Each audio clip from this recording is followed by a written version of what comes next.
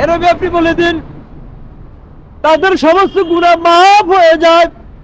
আর যে ব্যক্তি নিজের ভুল স্বীকার করে আল্লাহর কাছে এসে ধরনা দেয়, এ নবী আপনি বলে দিন ওই বান্দাদের সমস্ত গুনাহ মাফ হয়ে যায়। আর যারা গুনাহ থেকে নিজের জীবনকে সংশোধন করেছে, হে নবী বলে দিন তাদের জন্য আমার বেহেশত অপেক্ষা করতেছে। সুবহানাল্লাহ, সুবহানাল্লাহ, সুবহানাল্লাহ। এর বলে আল্লাহ রাব্বুল আলামিন বলেন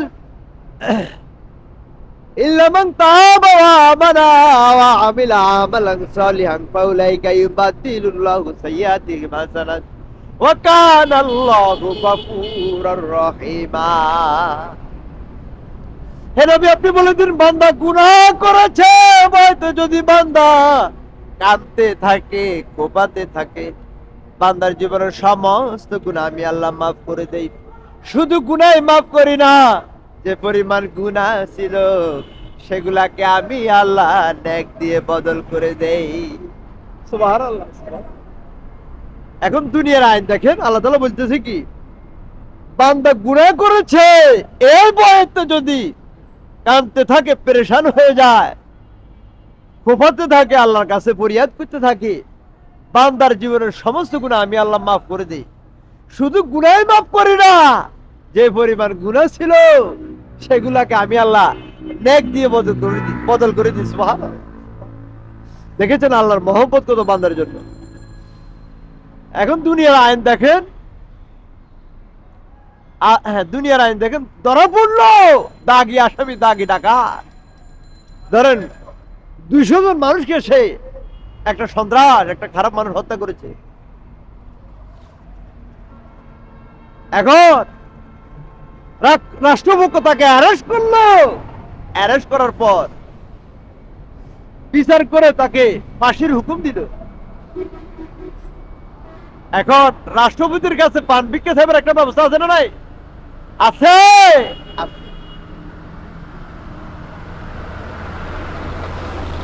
কারণ রাষ্ট্রপতি পান ভিক্ষা সাহেবের পরে তাকে মাফ করে দিল, কিন্তু 200 জন মানুষকে যে হত্যা করলো প্রকাশ্য দিবালোকে বিভিন্ন ভাবে, 200 জন মানুষকে যে হত্যা করলো তাকে 10 কোটি, 20 কোটি, 100 কোটি, 200 কোটি,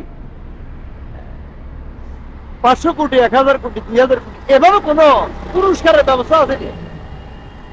পুরস্কারের ব্যবস্থা আছে এভাবে টাকা কোনো কিছু না। একদিকে তো ভাগ্য জোরে মাফ করে দিল, আবার কোনো পুরস্কারের ব্যবস্থা নাই। কিন্তু আল্লাহ রাব্বুল আলামিন সিস্টেম ভিন্ন।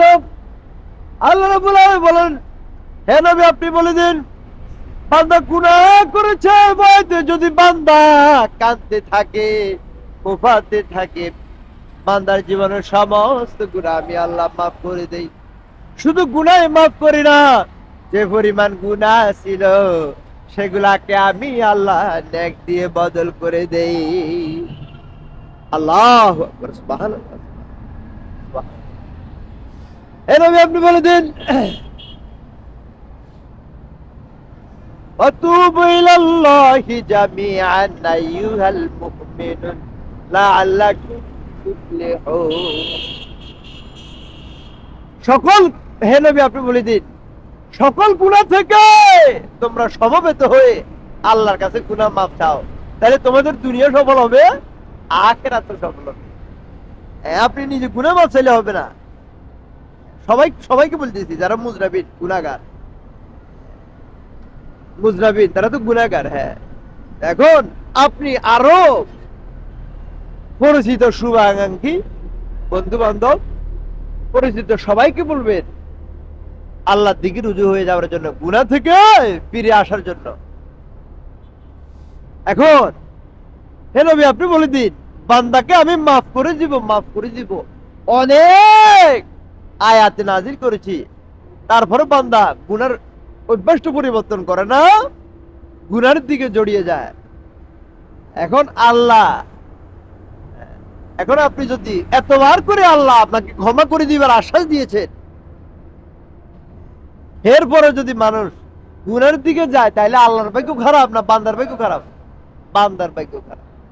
আল্লাহর দয়া বান্দার জন্য অনেক বেশি। সুবহানাল্লাহ।